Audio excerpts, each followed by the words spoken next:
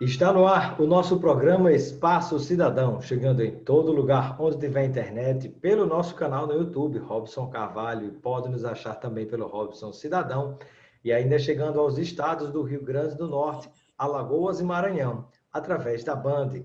No programa de hoje, vamos conversar com o professor da Universidade Federal de Pernambuco, que já está aqui conosco, André Ferreira. Ele é doutor em Filosofia da Educação e conosco vai falar a respeito de quem foi ou quem é Paulo Freire, no que consiste o método Paulo Freire, o que é educação popular e por que a educação popular e Paulo Freire são tão combatidos e tão perseguidos.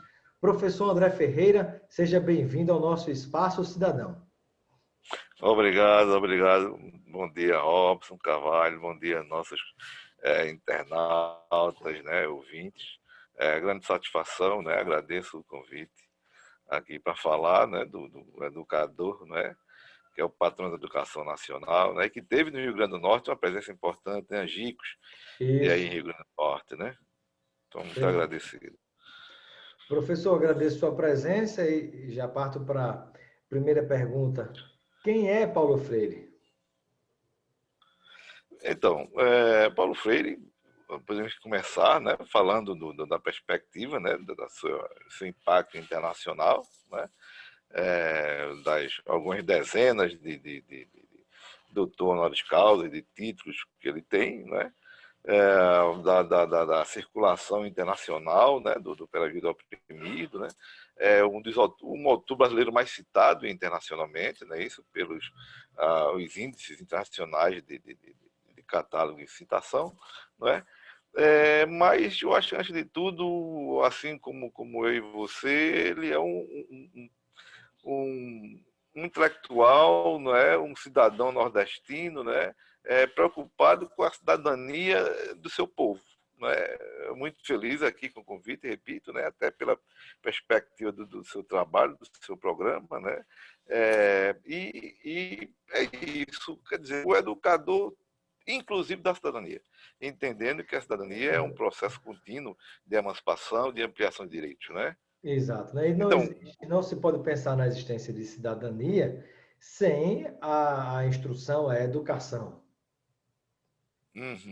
Exatamente. E aí, então, veja, Paulo Freire inicia, trabalhando no SESI, ainda aqui em Pernambuco, em Recife, depois é chamado, junto com os colegas que fundam, nessa época, o Movimento Cultura Popular, por sinal, tendo inspirado o próprio De Pé no Chão se aprende a ler, aí de Natal, é uma época de efervescência e de expansão, da educação popular, ali da década de 60, com direito ao voto, direito cidadão ao voto.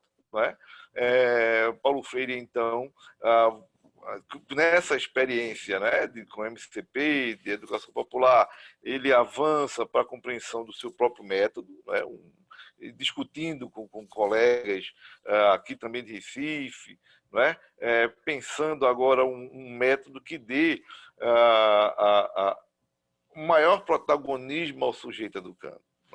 Então, que ele aqui no chamado Serviço de Extensão Cultural da então Universidade do Recife inicia os trabalhos com seu método, para então ele ser chamado, por sinal, pelo próprio governador do Rio Grande do Norte, na época, acho que era Aloysio, para então iniciar em Angicos o trabalho de alfabetização, enfim, que dá o maior desdobramento e visibilidade internacional ao seu trabalho. Daí, então, depois de Angicos, vai ser chamado pelo próprio governo federal para iniciar um projeto nacional de alfabetização. Mas, infelizmente, em 64 veio um golpe, então o exílio, enfim. Então, é isso. O Paulo Freire, que vai para o exílio, e vale aqui destacar que ele ainda não era o autor de Pedagogia do Oprimido quando vai para o exílio. Ele era o educador do método das 40 horas. Mas a própria importância do método, a própria importância do debate sobre a alfabetização de adultos na época, o projeta, ele é acolhido na América Latina, depois da Europa e mundo, né? Daí então temos digamos, o Paulo Freire notório que nós aqui conhecemos, mas o Rio Inclusive, Grande do Norte e Angico professor, inclusive, por exemplo, na cidade de Natal, né, um dos prefeitos eleito pelo voto popular de Djalma Maranhão foi extremamente perseguido, foi cassado, saiu da prefeitura uhum, da cidade do Natal, capital do Rio Grande do Norte, debaixo de uma metralhadora, uhum, forte, com apoio, uhum, inclusive, do então governador Aloysio Alves, que aderiu ao uhum, golpe, e uhum, depois se transformou numa vítima. uhum, Mas aí o uhum, detalhe de que ele foi perseguido e havia, digamos assim, pesquisas digamos uhum, assim, algo semelhante à CIA americana, de que ele estaria uhum. tentando implantar digamos assim, alguma célula Comunismo. comunista, né, na Uhum, parte da capital do Rio Grande do Norte, de Natal, né, porque estava se uhum. levando educação para os mais populares, né? Exatamente, exatamente. Não, e o interessante que ele era. Quando Paulo Freire vai a Angicos, antes de fechar o acordo com Angicos, ele entra em contato com Djalma, né, até para a proximidade, já visto que o próprio plano de Pé no Chão se aprende a lei, a própria cartilha tem elementos muito próximos da cartilha do MCP aqui de Recife, do qual Paulo Freire era um dos diretores, né, o que mostra essa sinergia, né, tanto entre o projeto de Angicos quanto o que estava acontecendo em Natal, né, com o Djalma, no Rio Grande do Norte. E o estudantado que vai para Angicos é o estudantado também que era da base política, né? Na época, então, do Djalma, que era o pessoal ligado ao movimento estudantil, né? E é tanto que esses estudantes, quando os nortenses, quando então vem o golpe, eles são presos na fronteira de Sergipe com Pernambuco, vindo de uma atividade, né, também de formação lá. E quem diz isso é um grande rio-nortense, o Marcos Guerra, né, junto com outros que estavam nessa ação também. Né? Professor André, e quando as pessoas falam em método Paulo Freire, né, que tem sido inclusive tão combatido ultimamente, sobretudo por aqueles que acreditam que a Terra é plana e como não foi a Lua, é, o que é o método Paulo Freire, né, para quem não conhece? Então, veja, atualmente se fala, o nome método ele é muito, digamos, marcado historicamente. Atualmente os educadores acostumam se referir ao sistema. Não é? Mas o método, que é o termo que fica mais notório, veja, ele propõe, primeiro, a abolição de cartilha. Não tem cartilha no método, não tem um livro-guia. Não é? Porque qual é o primeiro passo? O primeiro passo é você prepara os monitores, e aí, lembrando que eram jovens, no caso de Angicos, aí de Natal, estudantes de direito, de engenharia, né, de biomedicina, enfim, né, moças que na época tinham que ter até a autorização dos pais para viajar.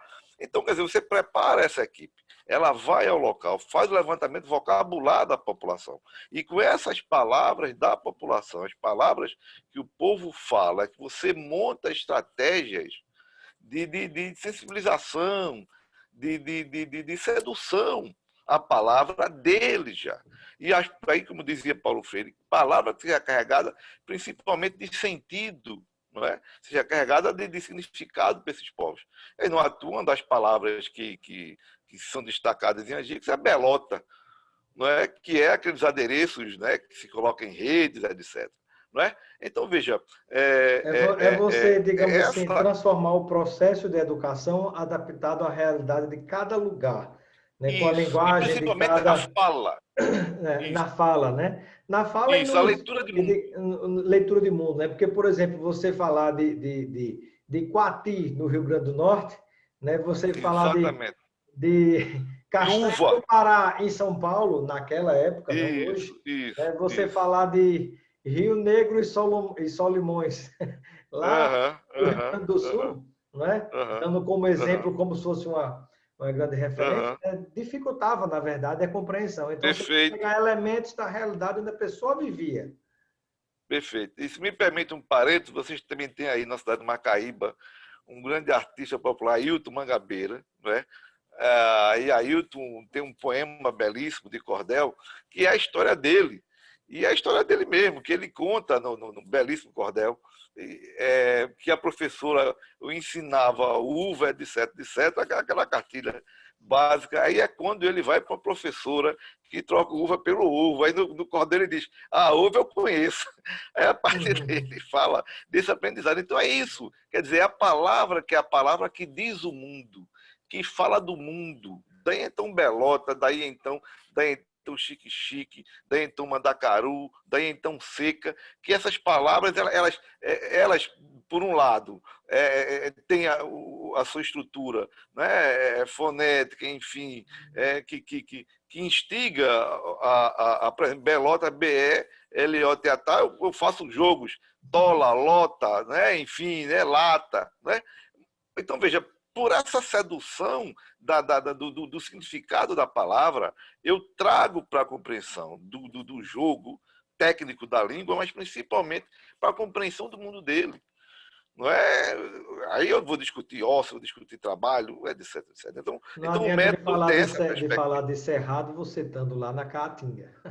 Perfeitamente, Né? exatamente. Naquele Né? momento, sobretudo. Agora, professor, Uhum, quando a gente pensa então em Paulo Freire, nessa forma de educação, a gente tem que pensar, por exemplo, seja numa educação mais ampla, numa uhum, educação, digamos assim, numa instrução, porque às vezes a pessoa confunde educação com uhum. instrução, ou seria Paulo Freire mais conhecido, por exemplo, na linha da alfabetização popular? Veja, então, atualmente já há diversos trabalhos e formação, né, que ampliam essa presença do ideário freiriano. Né? Mas, recentemente, por exemplo, participei de uma qualificação doutorado, onde o pesquisador está trabalhando o ensino de matemática na educação de jovens e adultos e usando, por um lado, um didático francês em cotejamento e aproximação com Paulo Freire. Né? E vários outros campos, língua portuguesa muito forte, né? Artes, enfim. Então, a gestão escolar, a compreensão de que a gestão escolar tem que ser participativa, tem que ter elementos dialogais no processo de formação. Então, há uma ampliação muito forte, né, do ideário freiriano, no sentido de que, claro, continua ainda grande referência, né, em educação de jovens e adultos, mas aqui no Brasil e outros países também, essa perspectiva de uma educação, digamos, libertadora, né, que compreende processos emancipatórios, também é muito presente. E veja, por exemplo, o caso da Finlândia. Né? A Finlândia é um caso emblemático, um país que há muito tempo já zerou o analfabetismo, né? Quer dizer, tem um problema lá, não é mais a questão do analfabetismo, mas Paulo Freire é referência, né? A leitura Na obrigatória, né? Finlândia, né? Exatamente, e outros países, né? Mas eu digo a Finlândia porque serve de modelo até para algumas outras experiências aqui no Brasil, enfim. Né? Então, é isso. Com relação, por exemplo, né, nós já vamos falar sobre por que ele é tão perseguido, né, Uhum. tão combatido, o próprio Paulo Freire, assim como a educação popular. Mas aí, antes disso, eu queria saber assim, o que que a pessoa, o que é a pedagogia do oprimido, né? Quando a gente pensa em pedagogia do oprimido, Uhum. a gente lembra de Paulo Freire, que também ultimamente passou a ser muito criticado por quem não entende nada de Uhum. educação. Uhum. Uhum. Então, veja, primeiramente, destacando pelo oprimido depois desse combate a Paulo Freire, né, o dependente do oprimido tem um conceito muito interessante que Paulo Freire inicia, que é a crítica à educação bancária, que está relacionado com a sua proposição de ser mais, não é? A ideia da emancipação de sujeito, né, desde sua autonomia. O que é que Então, o que é seria a educação educação bancária? bancária, né? Isso. E a imagem é a seguinte, é de banco mesmo. Quer dizer, eu vou lá e deposito, como se eu estivesse depositando num valor, não é numa conta. Não é isso? Eu tenho dinheiro e deposito ali. Então, quer dizer, o estudante, o educando, é um mero receptor. Por mais que eu entenda que estou passando para ele um valor, não é? Mas ele, como mero receptor, ele não é sujeito histórico, ele não é sujeito atuante, não é? Ele não é sujeito de autonomia. Daí, então, a sua proposição ser o inverso desse processo. Daí, então, a ideia da perspectiva de conduzir os sujeitos à sua condição de ser mais, no sentido de conduzi-los a uma leitura crítica de mundo, Não é? E aí, por que isso está lá na Finlândia, está lá na Europa? Recentemente, um colega da Paraíba foi lá na Alemanha participar de seminários da Prefeitura de Berlim para trabalhar com a Pedra Paulo Freire, com os imigrantes, com o pessoal refugiado, enfim. Não é? Então, veja, e por que no Brasil, então, essa dificuldade, essa perseguição? Olha, e você, não é, pode até me esclarecer um pouco mais nesse sentido, como cientista político, esse traço não democrático, de difícil recepção da experiência democrática que nós temos na nossa história política, que perpassa a nossa história social. Não é? Quer dizer, uma sociedade que ela vivencia desde o final do 19 para o 20 processo de modernização, mas sob índice conservador.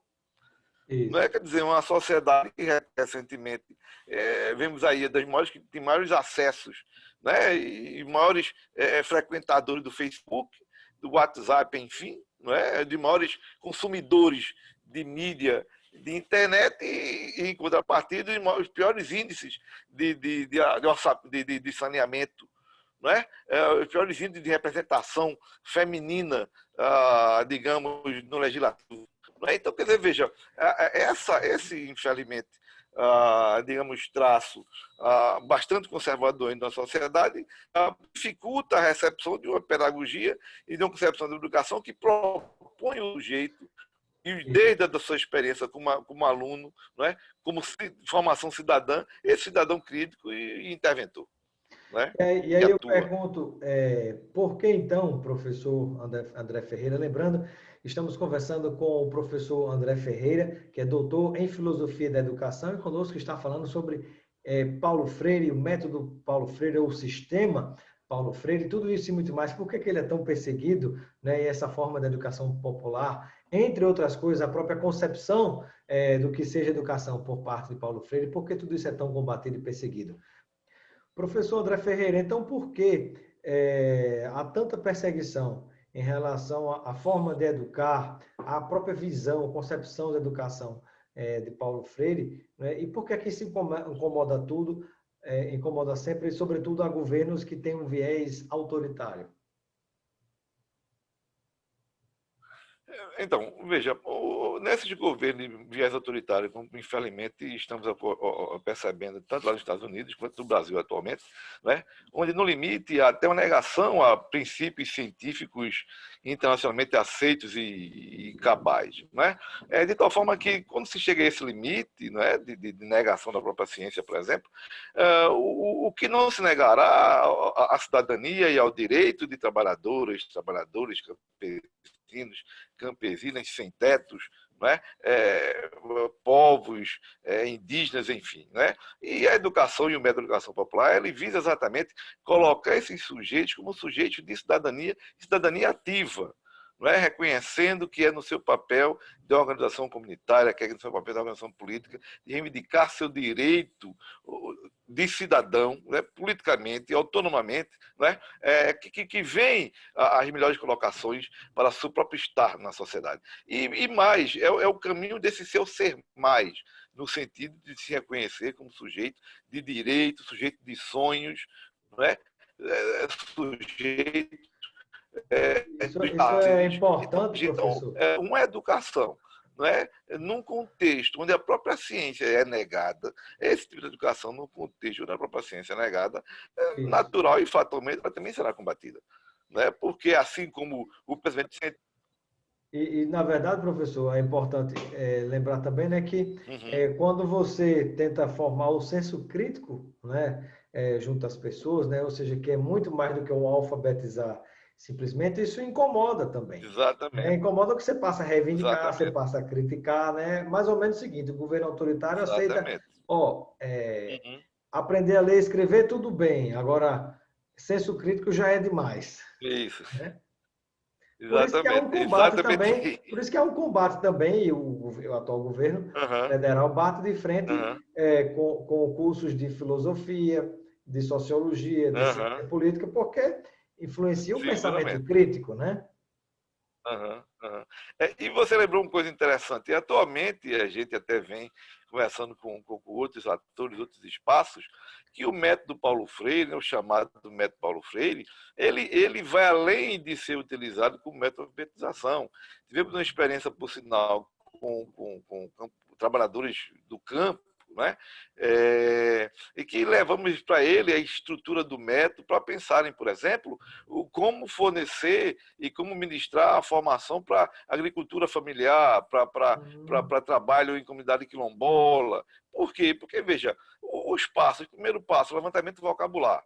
Então, na questão da agricultura familiar, o que é que o vocábulo dos povos dizem? O que é que o seu mundo diz? Então, antes de eu chegar lá com agrônomo, com a técnica, etc, etc, vamos discutir esse pessoal. O que é que dá, como é que eu amplio essa leitura de mundo? Não é? Então, isso a gente já vem trabalhando em alguns espaços, que é isso que você está dizendo. Quer dizer, ensinar a técnica, até o atual presidente disse que não precisa nem de filosofia, nem de sociologia, lembra que ele teve essa frase, né? Porque para mim já basta como é que foi? Veterinária e engenharia. Né? Quer dizer, então, veja, nessa compreensão, só a técnica conservadora, só a técnica não é suficiente para que eu constitua sujeitos plenos de sua cidadania. Não é? Quer dizer, entendendo que aquela tecnologia, que a técnica está a serviço, não é, de sua comunidade, está a serviço das demandas do seu entorno coletivo. Então, nesse sentido, então, de Freire incomoda, não é? Em ambientes políticos conservadores e com vieses, né, inclusive de tradições Autoritárias, né? né? Professor André Ferreira, e nós poderíamos falar agora um pouquinho a respeito de recomendações de livros de autoria de Paulo Freire, né? Quais seriam para as pessoas que querem conhecer mais sobre Paulo Freire, que querem ter conhecimento a respeito desse gigantesco legado que ele deixou, não só para o Brasil, mas para diversos países do mundo, para a humanidade, por que não dizer assim? Quais seriam os principais livros de Paulo Freire que você recomenda para quem nos acompanha nesse momento? Então, a leitura obrigatória é a Pedagogia do Oprimido, não é? Onde você tem, então, essa exposição clássica, né, de sua compreensão de educação. Citaria também, notadamente para o público do Rio Grande do Norte, Educação com o Prato da Liberdade, que ele vai se referir ao processo, inclusive, a Ian Gicos, não é? Tem também uma coletânea muito boa, não é? De vários educadores, pensando Paulo Freire, que é o dicionário Paulo Freire, né? Tem vários verbetes, bem prático, não é?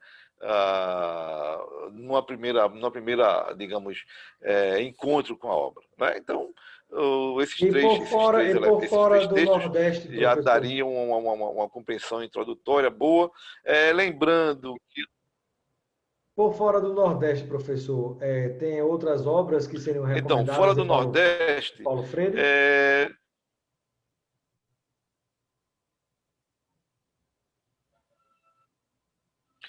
veja, então nós temos tem um grupo muito bom do pessoal da Universidade do Porto, a professora Luísa Cortesão, né, que tem também vários textos referentes a Paulo Freire, né, né, língua portuguesa, né. Você tem um grupo do pessoal da Itália também, a Universidade de Roma tem um pessoal também que desenvolve textos e reflexão sobre Paulo Freire. Na Argentina, né, temos a colega Inês Morin, que também tem textos publicados, né, artigos publicados sobre Paulo Freire. Veja, uma sugestão que eu daria, né, temos o site do Centro Paulo Freire, Estudos e Pesquisas. Né, vocês podem também dar uma olhada lá. Temos, então, vários e-books, não é? Anais de congressos também. Não é? E aí, nessa produção, colegas de estrangeiro do Brasil, que tem produção ali conosco, e a partir daí abrindo, né, para uma série de outros textos que, nesse link, o ouvinte, né, pode ir acessando. Né? Também indico o próprio site do Instituto Paulo Freire, né, com o professor Moacir Gadotti, lá em São Paulo, que também tem um acervo muito bom da própria obra de Freire, enfim, né? Que são espaços atualmente, né, nesse espaço virtual, que tem um acesso também bastante eficiente. Maravilha. Bom, quero agradecer a participação do professor da Universidade Federal de Pernambuco, doutor em Filosofia da Educação, professor André Ferreira. Seja sempre bem-vindo ao nosso Espaço Cidadão e eu deixo um momento final para suas despedidas, sua reflexão junto a todos aqueles e aquelas que nos acompanham no Brasil inteiro, em qualquer lugar onde a internet chega, que esteja nos assistindo pelo YouTube. Né? Deixa uma reflexão final sobre Paulo Freire, né? Respondendo até uma pergunta, né? Qual é a principal coisa que a gente tem a aprender com Paulo Freire? Olha, ninguém educa ninguém, ninguém se educa sozinho. O homem se educa em comunhão, não é? E essa educação em processo de emancipação, não é? Eu E a acho que a grande educação é contribuição de Paulo troca, Freire, né? exatamente, e é política, não é É política no política. sentido político, do sentido social, né? No sentido de que é socialmente falando que a gente referenda e legitima processos neofascistas, mas é também socialmente que a gente desconstrói tais processos, que a gente constrói e consolida a democracia e compreensão de cidadania. Essa é a grande contribuição de Paulo Freire, entender que a educação é política, política porque é no sentido do políticos, da vida em sociedade. E é na vida em sociedade que a gente constitui, né, como efetividade, direitos, o processo de emancipação, enfim, a cidadania plena. Muito obrigado, professor André Ferreira, pela participação no Espaço Cidadão e seja sempre bem-vindo. Eu agradeço, amiga.